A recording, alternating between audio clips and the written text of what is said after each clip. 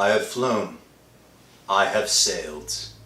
I have moved about this world of ours, ever in search of the finest of its kinds. We will bring you to the tops in spine chillers. What was once the Creaking door is now Dagon's Mine Productions. Good evening, friends. Dagon's Mine Productions. The Creaking door is open, so do come on in. Feel the chill of these winter evenings? Wait until you're with us a little. You'll freeze with fear. This was once upon a time a cigarette ad. Dagon's Mine Productions here. You gotta get Dagon's Mine Productions. If you like the content provided here, make sure you hit that subscribe button. If you've already hit your subscribe button, make sure you hit the little bell icon. So this way, you can get all the update content at the soonest available moment. And if you have already done that, take a moment, hit that little like button. You know? Like. Let us know what you thought of our rendition in the comments below. In the grave, the cemetery caretaker and the ashen face, trembling young man make an odd pair as they stand by an open grave under the pale moon. In the grave itself is a coffin. The lid has been pried open, and inside, the corpse of a middle-aged man. The caretaker warns.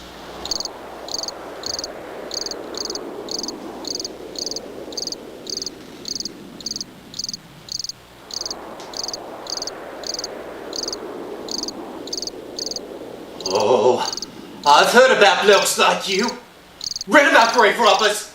I never thought I'd come across one. Here, I'll send for the cops, young man. Don't you try any rough stuff. I'm a match for you any day. But you don't understand. I tried to save his life. Now it's too late. Now, don't you give me that. This fellow was given a decent Christian burial. Now you've desecrated this.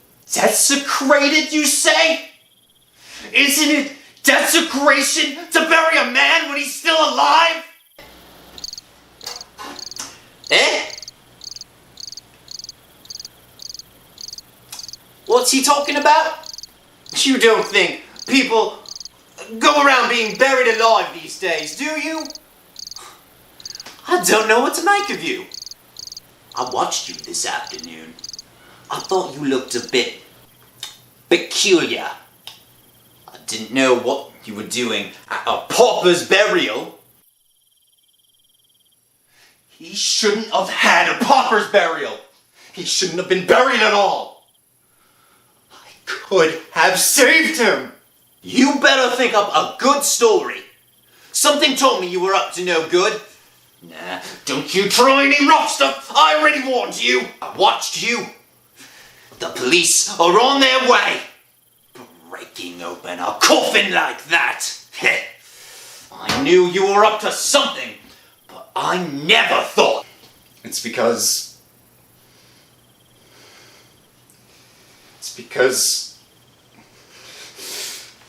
I let him get buried alive. And I was ashamed. I let him get buried alive for a measly 50 quid. And now he's dead. Hey, did you come out of a loony bin or something? Now that I get a better look at you, you don't look like no grave robber. I'm not. Listen. What's he to you? This fellow we buried today? Nothing. Except I'm responsible for his death. I touched him. He's cold. Cold as death. He's only been in the ground a few hours. They don't stay cold like that. Sometimes we get a exhumation order. Gotta dig him up. You'd be surprised how cold they get. He's dead, isn't he?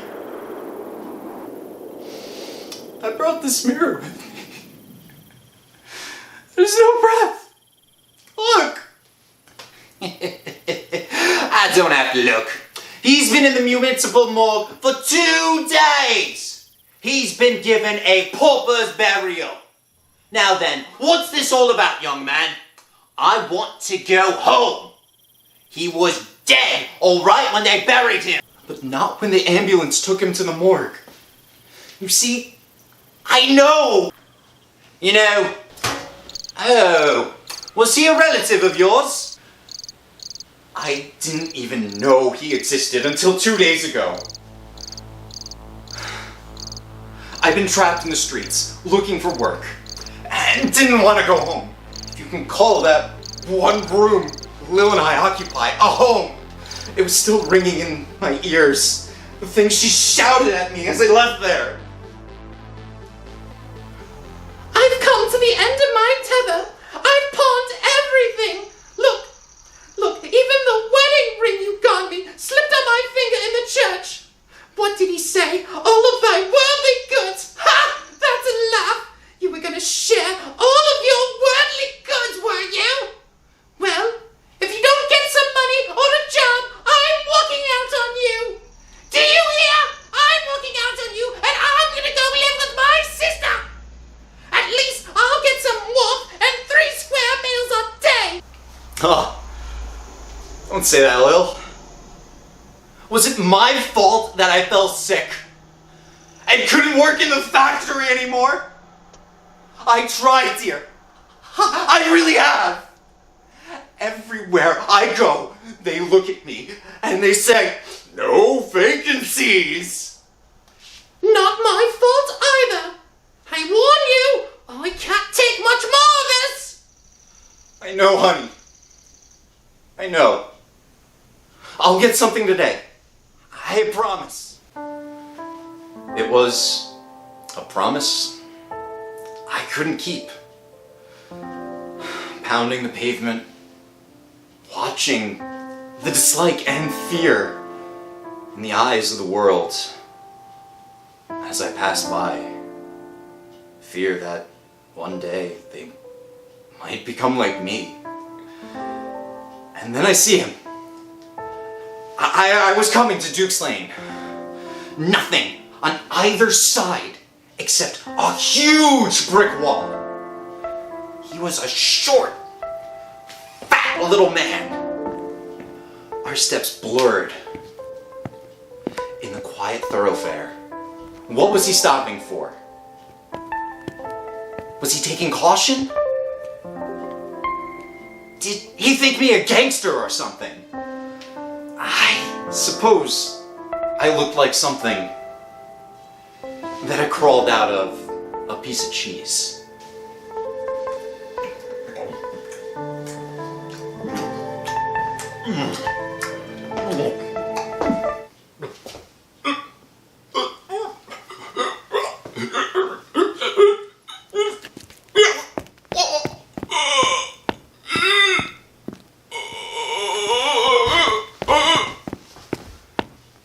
Governor!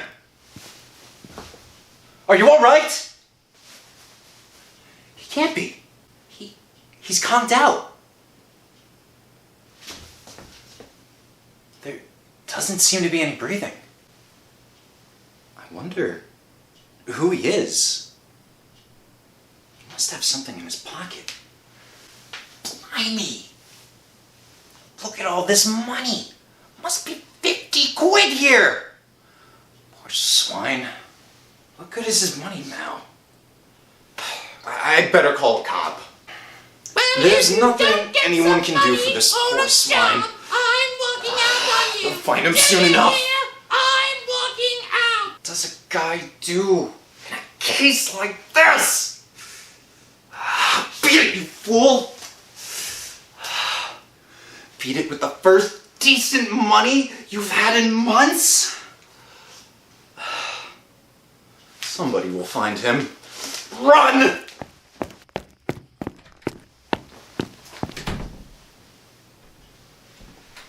Lil! Joe! You got some money! That's right, Lil. 2 5-pound notes, 13 1-pound notes, and the rest in 10 bobs. It all adds up very nicely. 50 quid in all. Oh, Joe, honey, how did you get this money?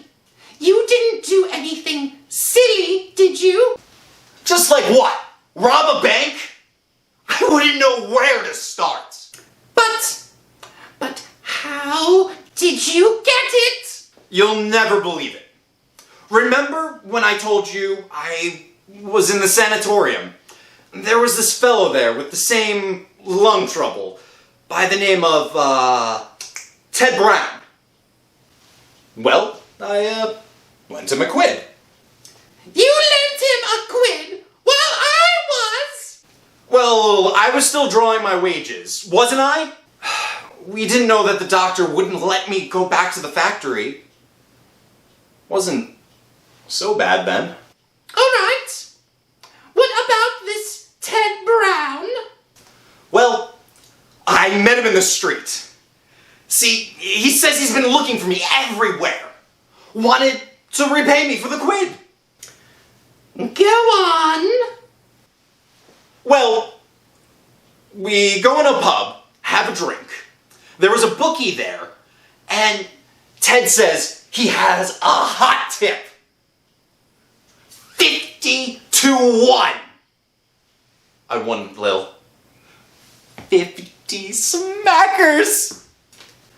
Oh, Joe! 50 smackers! I love you!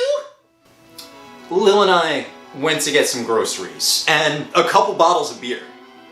I sat on the bed and had a further look at the wallet.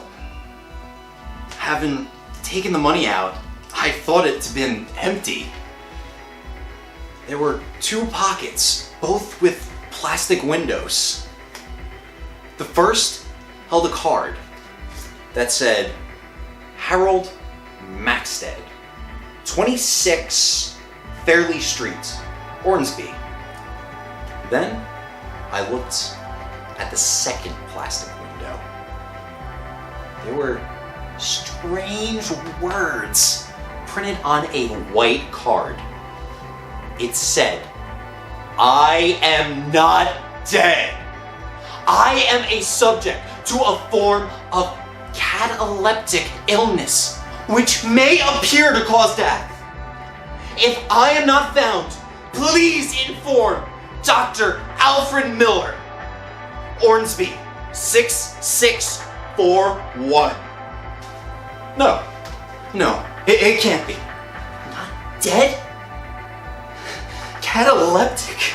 Oh God, what have I done? They'll think he's... I must telephone.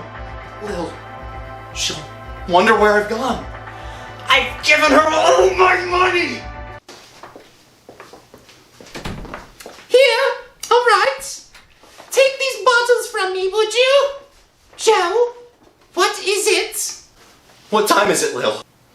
I don't know. The pub just opened. I'd say about 6-ish. Why? Give me a 10 bob. Do you have any change? I need some silver. I have to telephone. I won't be long. What is it? I just have to telephone someone. You're not going gambling, are you?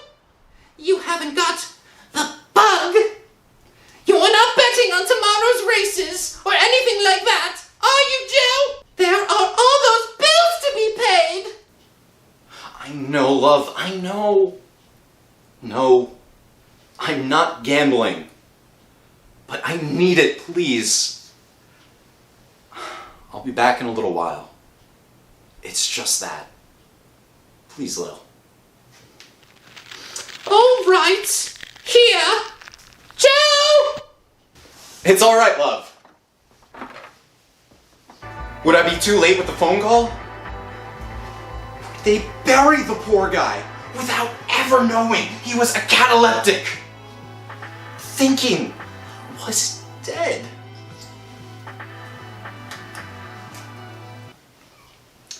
This would be the number of the doctor in the wallet. Hello?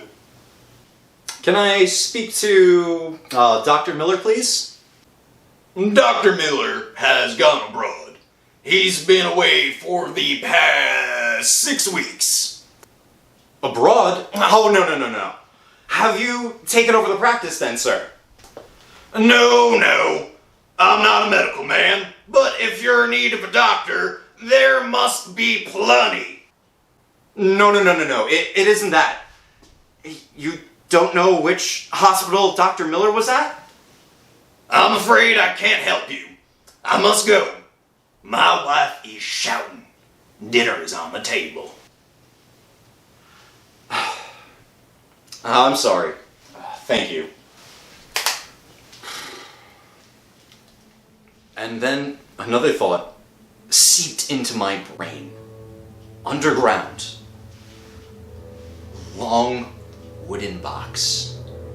And a man being buried alive.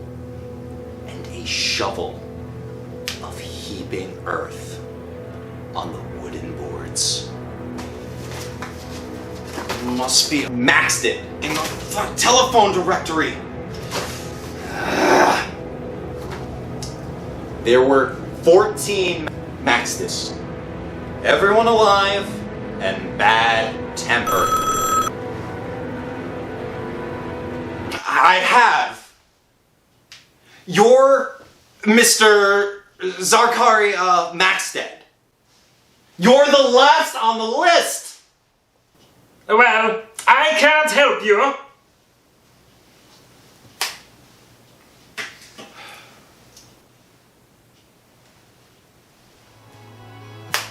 What now? Do I go to the police and say, look, I stole a man's wallet. Someone might be shoveling him into 6 feet of earth. What do? I decided to sleep on it. That's a laugh. Buried alive. Mark you well. Please. Finishing white. They're putting me in a wooden box. And it's all your fault. Joe. Alice. I'm struggling for breath. They're going to bury me deep. Not deep enough, Joe. Get me out of this, or I will make you suffer here on Earth and in the beyond. This was once upon a time a cigarette ad. We're not doing that, so subscribe to the channel instead. Well. Joe Alish better do something about it pretty soon. Otherwise, the poor, unfortunate, cataleptic gentleman will be stiff with the cold. But let us see what he does do. Death. I didn't know what to do. It had been less than 6 hours since I had seen the bloke fall. Maybe he's still there. Maybe if I go back to Duke's Lane, maybe he'll still be lying there. Joe? Oh, sorry, honey. I didn't want to wake you up. It's the middle of the night. Where are you going? I won't be long. Oh, no, Joe. You're not going anywhere. I thought you've been acting strange. Oh, Joe, I know I've nagged you and threatened you, but it was only because you were getting so down, so beaten. I love you, Joe. Otherwise... It isn't that at all. All right, Lil. I'll tell you. Then you will see why I have to go. And so, I told her. I told her the whole story of how I robbed a man I thought was dead. A corpse. that had no use for 50 quid in his wallet. So, you see, Lil? I have to go find him. Or find out where they're taking him. They will think he's dead, Lil. Oh, Joe, someone will have found him by now. He's probably lying in a bed, fast asleep. People who have these sorts of fits, they recover. No, they don't. After I found all the max deads I could, I went down to the library and I looked it up. Unless they get assistance, they can stay that way for days. And by then, we'll bury him.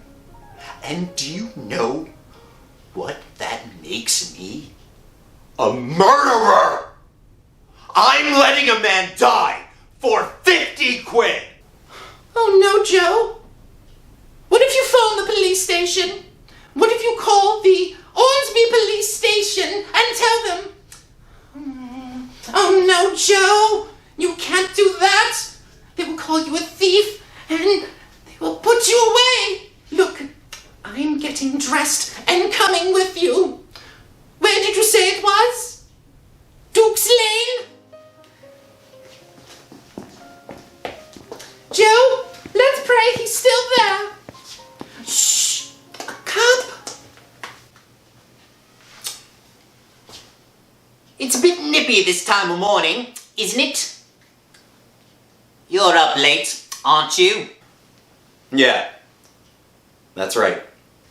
There was a little commotion in Duke's Lane a few hours ago, so my friend Villas told me.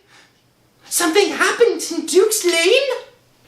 Oh yes, just before I came on duty, postman saw a bloke lying in the lane here, dropped dead. Dead? They're sure he's dead? So the police surgeon said. Why? You know anything about it? Oh no, we don't know anything about it. It was just that we wondered if it was anyone we knew was all. Oh well, I believe they identified him here all right. If you nit around the station, they may be able to tell you. Oh, I don't think it's anyone we know. Come on, love. It's too cold to stand out here chatting. Let's go up to bed. You two, married? Yes. You should have been in bed ages ago. Good night, or rather, good morning.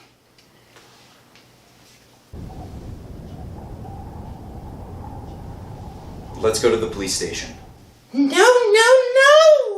You'll have to entertain about the wallet. Besides, the policeman doesn't really know. But Lil, It's no good, Joe. We're going home.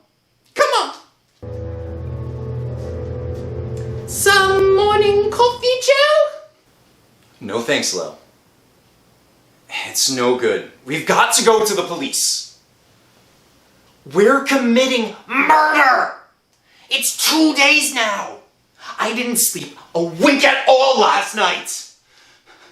Kept having nightmares, hearing Maxted's voice pounding in my brain,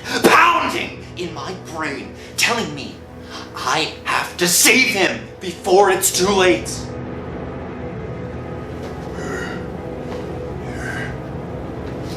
You're the only one that can save me, Alice. They're burying me this afternoon. They're putting me in a coffin and covering me with dirt. If you allow this to happen, you are a murderer, Joe Alice. A murderer.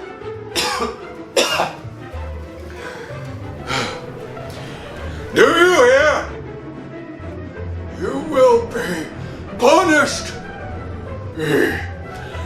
Punished. Punished. punished! He kept saying, I'll be punished. But you said it yourself. It's only a nightmare. All right? Don't you go. I will. I will say that I knew, what's his name? Maxted. Harold Maxted. I'll say I know him and that he's cataleptic. That's it. I'll go and... Excuse me. Hello. Aren't you the young lady I saw down at, Duke's Lane the other night? That's right. Oh, I'm so glad you're here. No, we were talking about someone who dropped dead that afternoon. Were you able to identify him? Yes, we were able to identify him all right. Why? He's a cataleptic. He's not really dead, you know. Oh, don't be funny. I got the card right here. Let's see. They're burying him this afternoon. He's in the Ormsby mortuary. Cardiac failure.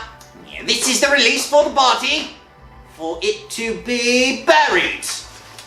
Signed by the police surgeon, Dr. Herbert Spencer. He may have been a cataleptic. I don't know about that, but he died of heart failure. Being buried in a pauper's grave at Ormsby Cemetery this afternoon. Didn't die of heart failure indeed. Not dead. Maybe I'm being a bit silly. Thank you, Constable. Goodbye. Sure, he's dead. The death certificate was signed by the police surgeon. What does that copper know about cataleptics? If the doctor had known he was a cataleptic, I'm going to stop the burial. You can't, Joe! Once you tell the police about the wallet. Where are you going, Joe? I don't know. To get drunk. I don't know anything anymore. Even my glass of beer went sour in my mouth. I had bought up blood money. The blood of Harold Maxted. I left the pub and walked. They were burying him in a pauper's grave. Were they? I didn't ask my feet to move towards the cemetery. It seemed like they didn't belong to me. They were burying him as I got there. A minister, a gravedigger, and an old man. Obviously, the caretaker and the police sergeants. I wanted to shout. Don't! Don't put him in that grave! He's not a corpse! He's alive! I couldn't. Those 3 stripes on the copper's sleeve seemed to represent the number of years I might get for stealing and withholding information. I ran from the cemetery as though I was running from the vengeance of Maxted himself. Hello, Joe. They buried him at last. I saw them do it. Cheap wooden coffin. Maybe it's a good thing the coffin was cheap. Maybe the coffin maker gutted it. Maybe there were holes in it. Maybe the poor swine will still be able to breathe. 50 measly knicker. 50 rotten pounds. And I've turned myself into a murderer. I've let it on you too. So you're part of the conspiracy. What have I done to you? What have I done to us? Nothing, Joe. All right. So you pinched his wallet while we were both starving. No one can have you up for murder. That's besides the point now, isn't it, Lil? He's down there struggling for breath, isn't he? He won't be struggling for long. I don't know anything about cataleptics. But you can't be nailed inside a coffin underneath 6 feet of earth. Look out the window, Lil. It's dark already. It's winter, Joe. I know the grave, Lil. I'm going back. Joe? You're not going to stop me, Lil. I'm going back, and I'm going to get him out of the grave. Please, Lil. I've got to. All right, Joe. I'll come with you. No. I couldn't bear that. I've got to do this on my own. Supposing he's too heavy for you. You're not strong, Joe. It's a pauper's grave, Lil. They didn't take much trouble with him. Why a pauper? All that money in his wallet. Makes it worse, doesn't it? Maybe they couldn't raise his relatives. What with his doctor gone away and everything. Here, Lil, get my hammer from the drawer. It's got that thing on the end for pulling the nails out. And that piece of the mirror. All right. Yeah. I hope you're right. That you know what you're doing. It's the only way, Lil. The only way. And here I am in it. And it's too late. He's dead, all right. Blimey, young man. I wouldn't want to be in your shoes. Not for nothing. Just a minute. What did you say that bloke's name was? Maxton. Harold Maxton. Oh, no, it's not.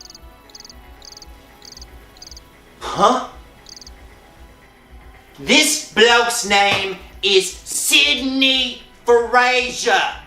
Are you sure it's the same bloke? Positive. I know it's the same bloke. His accusing face follows me around, sleeping and waking. Ah, well, young man. Come and have a look with me. We don't give them much of a tombstone, these paupers. There you are. Sidney Fraser, born February the 6th, 1920, died December the 5th, 1967. I've told you everything. They've given him the wrong name. You better tell that to the police constable. I'm sorry about this, young man. I warned you. I thought I was too old to take you on my own. When you started opening the grave, I ran to the cemetery and I phoned the police. Oh well, it's almost a relief in a way. Oh, hello. What's going on here? Oh, it's you again. Your missus was in the police station this morning with some nonsense about... digging up a grave, are you? There's something fishy going on. When I told my sergeant that your wife came in and we were burying someone who's a cataleptic, who's not dead, he nearly strangled me. Said I should have taken full particulars. Said I ought to charge you both with causing a public nuisance. This fella, Sidney Fraser, he had his heart trouble for years. Sometimes an ordinary hospital had the pleasure of his company. More often than not, it was a prison hospital. Our police surgeon warned him that he didn't have long to live. Your wife comes in with a cockable story. We're burying him alive. As if we didn't know him, Sidney Fraser. In his day, he was the finest pickpocket in Hornsby. Pickpocket? Yeah, why only the other day we had a complaint from Mr. Maxted that someone had stolen his wallet. Bloke accused him at a bus stop and started running. From his description, we knew it was Sid. He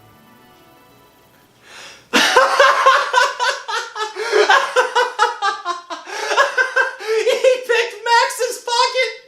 He wasn't a cataleptic! He was a pickpocket! You better pull yourself together. Now what are you doing here, and why is this grave open? Oh, that's all right, Constable. Our young friend here got a little bit mixed up.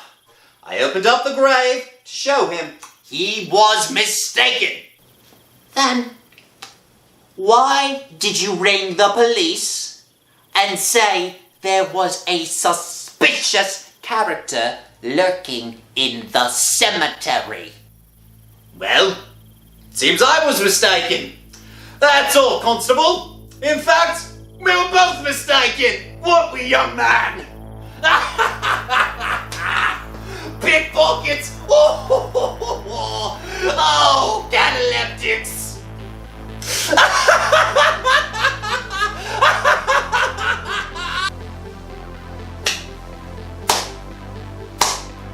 Well, well, well. Someone should have told Joe Alish that lifting wallets off cataleptic gentlemen is a most grave offense. In fact, it is likely to incur a most stiff penalty. This was once upon a time a cigarette ad. Dagon's Mind Productions here. You gotta get Dagon's Mind Productions. If you like the content I did here, make sure you hit that subscribe button. If you've already hit your subscribe button, make sure you hit the little bell icon. So this way, you can get all the updated content at the soonest available moment. And if you have already done that, take a moment, hit that little like button. You know? Like. Let us know what you thought of our rendition in the comments below. Thanks for watching, everyone. Tune back next time.